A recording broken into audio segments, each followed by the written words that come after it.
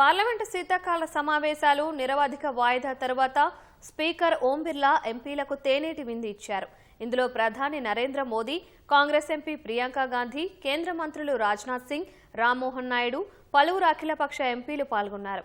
ఈ సమావేశంలో ప్రియాంక నియోజకవర్గం వైనాడ్ గురించి ప్రధాని మోదీ చర్చించినట్లు తెలుస్తోంది.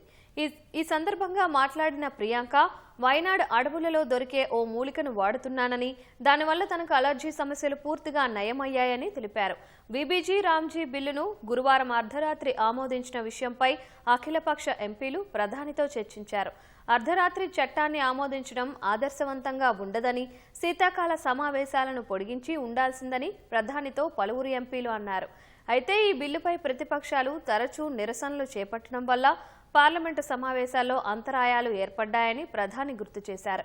విపక్ష ఎంపీలు బాగా అరిచి గొంతులు అలసిపోవద్దని తాను కోరుకుంటున్నానని మోదీ సరదాగా వ్యాఖ్యానించగా అక్కడి నేతలు చిరునవ్వులు చిందించారు.